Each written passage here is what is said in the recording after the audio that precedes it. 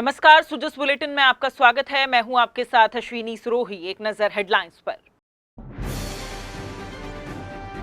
सुरक्षित स्कूल सुरक्षित राजस्थान अभियान, राजकीय स्कूलों के 60 लाख विद्यार्थियों को गुड टच बैड टच के बारे में किया गया जागरूक। मुख्यमंत्री ने 100 एफआरबी को हरी झंडी दिखाकर किया रवाना। कहा, अपराध के खिलाफ रिस्पॉन्स टाइम में राजस्थान पूरे देश में अव्वल। ईज ऑफ डूइंग बिजनेस की राह में आगे बढ़ रहा राजस्थान, क्षेत्रीय अधिकारियों के अधिकार क्षेत्र में किया गया विस्तार। एमएसएमई उद्योगों को दी गई विशेष राहत।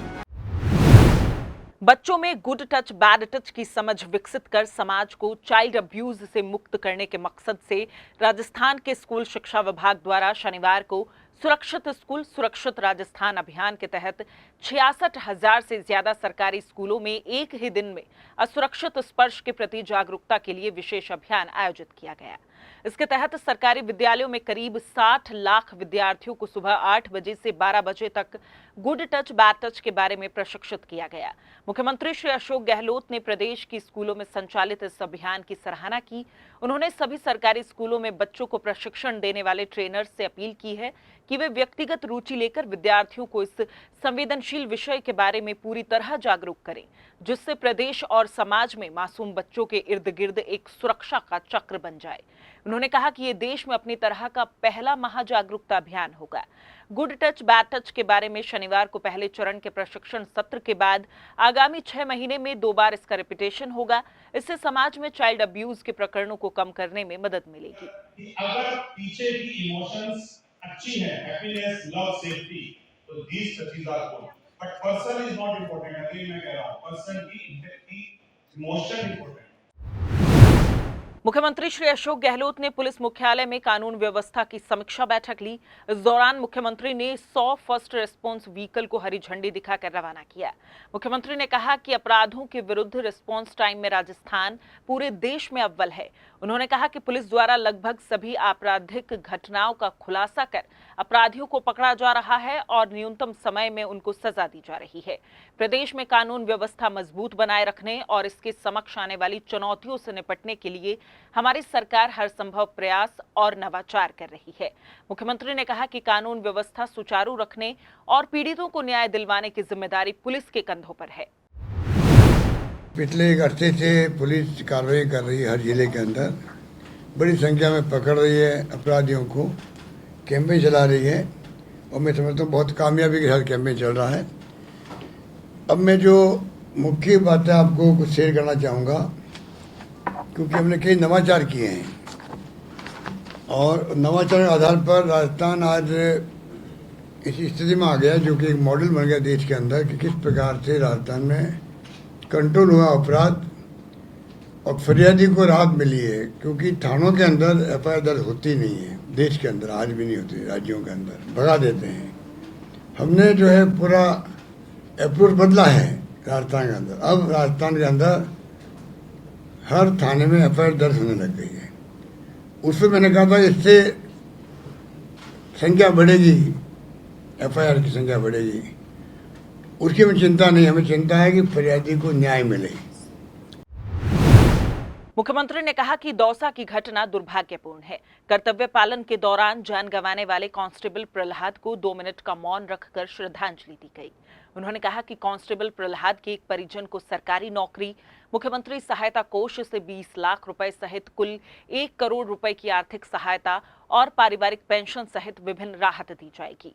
आरोपियों के खिलाफ मुकदमे को फास्ट ट्रैक कोर्ट में चलाया जाएगा और स्पेशल पीपी नियुक्त किया जाएगा। एक बहुत दुखद घटना हुई। जो पहला सिंह तंवर जो था कांस्टेबल था, उसने बड़ी बहादुरी का काम किया कि पीछा किया उन बेईमानों का जिन्होंने वहाँ पर हरकत करने की कोशिश की, तो उसका पीछा करते हुए उसको गोली लग गई। आज उसकी डेथ हो गई। आज हमने जब मीटिंग शुरू हुई तो 2 मिनट का मौन भी रखा, ईश्वर से प्रार्थना करी उसकी शांति के लिए और उनके परिवार वालों को शक्ति प्रदान करे इस गहन दुख का आघात को सहन करने की। हमने फैसला किया कि उसके परिवार में अनुकंपा नियुक्ति की एक पारिवारिक पेंशन मिलेगी और 1 करोड़ रुपये की सहायता उसमें मुख्यमंत्री सहायता अलग से देंगे, 1 करोड़ में देंगे। मुख्यमंत्री सहायता कोष से 20 लाख रुपए देते हुए 1 करोड़ रुपए की फुल राशि मिलेगी उसको, जो नियम हैं उसको मिला करके। और गैलेंट्री अवार्ड को लिए सिफारिश भेजी जाएगी भारत सरकार को। ये मुकदमा जो है जिसने अपराध किया है उनके खिलाफ में फास्ट ट्रैक में मुकदमा चलेगा, स्पेशल पीपी लगाया जाएगा। मृतक आश्रित को गृह जिला अथवा पोस्टिंग वाले जिले में MIG श्रेणी का आवास मिलेगा और पत्नी की कृषि कार्य हेतु बिजली कनेक्शन देंगे। मुख्यमंत्री ने कहा कि हेड कांस्टेबल से लेकर निरीक्षक तक होने वाली पदोन्नति परीक्षा की बजाय दूसरी सेवाओं की तरह वरिष्ठता के आधार पर करने की घोषणा से पुलिसकर्मियों में खुशी की लहर है। वरिष्ठता अनुसार पदोन्नतियां होने से सभी पुलिसकर्मियों को पदोन्नति का लाभ मिलेगा। इससे पुलिसकर्मियों का मनोबल और कार्यक्षमता में बढ़ोतरी होगी। अभी जो मैंने 15 अगस्त को घोषणा की थी उसका अर्थ देखा आपने, जब मैं आया था अभी तो 200-400 पुलिसकर्मी, constable, head constable, ASI, SI, CI, उनको जो DPC के माध्यम से जो प्रमोशन मिलेगा। अभी तो एग्ज़ाम होता था, फिजिकल टेस्ट होते थे, तो शिकायत आती थी, सारा प्रोसेस बदल दिया गया। अब आराम से उन लोगों को मतलब प्रमोशन हो गए उन लोगों के, उनमें खुशी की लहर है राजस्थान के अंदर। और मैं दावे से कह सकता हूँ इन लोगों ने भी कोरोना के अंदर जो काम किया है, कांस्टेबल क्यों नहीं हो, खाने पहुँचाने का काम भी इनको कहा गया, खुद की जान को खतरे में डाल करके सब लोगों ने साथ दिया उस वक्त। मुझे खुशी है कि उस जमात को भी हमने ध्यान रखा जो पुलिसकर्मी जो प्रमोशन के लिए भटकते हैं, अब उनको घर बैठे हुए आराम से DPC के माध्यम से प्रमोशन मिलेंगे। राज्य सरकार द्वारा कोचिंग संस्थानों में पढ़ने वाले विद्यार्थियों में तनाव और आत्महत्या प्रकरणों की प्रभावी रोकथाम के लिए कार्य योजना तैयार की जाएगी। इसके लिए जनप्रतिनिधियों, शिक्षाविदों, सामाजिक संगठनों, कोचिंग संस्थानों, विद्यार्थियों, अभिभावकों, हॉस्टल संचालकों, हितधारकों और जनसामान्य से सुझाव आमंत्रित किए गए हैं।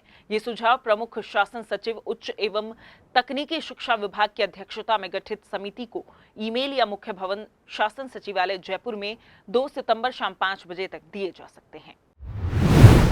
Rajasthan ease of doing business की राह में लगातार आगे बढ़ रहा है, फिर चाहे वो सस्टेनेबल प्रैक्टिसेस हो और लघु उद्यमियों को प्रोत्साहित करने के लिए नियमों में शिथिलता हो, या फिर उद्योगों की स्थापना के लिए बनते नए नियम और योजनाएं।